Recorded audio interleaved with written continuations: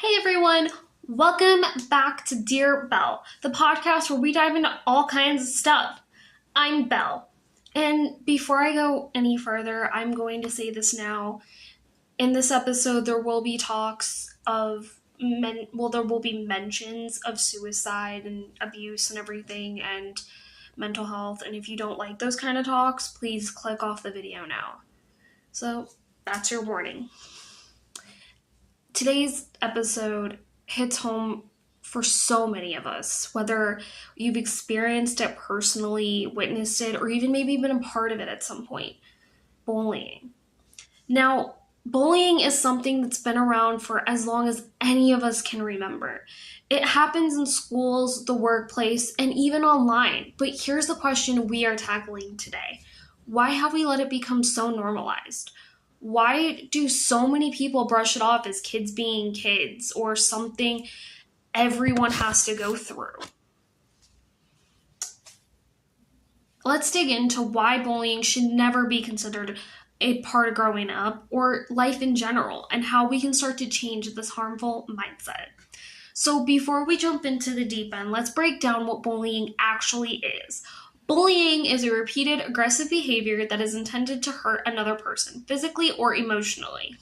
It's about power and control. It can take many forms, whether that be verbal harassment, physical harm, spreading rumors, or even cyberbullying, which is becoming more and more common in today's digital age. The sad reality is that many people, especially children and teenagers, experience bullying at some point in their lives.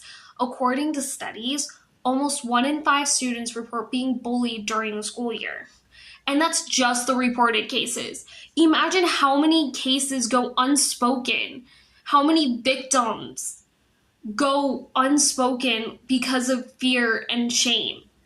But here's the thing, bullying is not something that builds character or prepares someone for the real world. So if you want to start attacking me about that, nice try. It's damaging both in the long term and short term, and we need to stop treating it like some rite of passage, because it's not. To be honest, adults, bullying is not just harmful teasing or kids being tough on each other. The impacts of bullying can be profound and long-lasting. Studies show that victims of bullying are more likely to experience mental health issues like anxiety, depression, low self-esteem, and even in some cases, bullying has led to tragic outcomes, including self-harm or suicide. But it's not just the victims who are affected. The bullies themselves often struggle later in life with issues like substance abuse, violent behavior, difficult forming healthy relationships. Let's not forget the bystanders, the ones who witness the bullying but don't step in. They often carry guilt or regret knowing they didn't do anything to help. So if bullying has reached such far consequences, why do we continue to normalize it? It's easy to see how bullying is normalized. For one thing, there's this outdated belief that enduring bullying somehow toughens you up. We've heard the phrases like, what doesn't kill you make you stronger. But that completely dismisses the emotional scars that many victims carry with them for life. I learned in middle school that bullying is something that no one should grow up with. I was bullied in middle school all the way up till I graduated high school. And to this day, those scars that I have from bullying never faded and continue to be there. Another reason for the misconception that bullying is just a normal part of growing up, people might just say kids will be kids, everyone gets picked on at some point. But why should we accept that as normal? Just because something is common doesn't mean it's right. The role of pop culture, TV shows and movies portray bullying as a way to create conflict or drama, and sometimes even as a joke. The school bully often is a character trope that we rarely see the full consequences of their actions. This sends a message that bullying is just a part of the social hierarchy, a part of life, but we need to change that narrative. So, how do we stop normalizing bullying? First, we need to shift the way we talk about it. Instead of dismissing bullying as a part of growing up, we need to recognize it for what it is, harmful, unacceptable behavior in schools, the workplace, and communities need to adopt a zero tolerance policies for bullying, but that's just the start.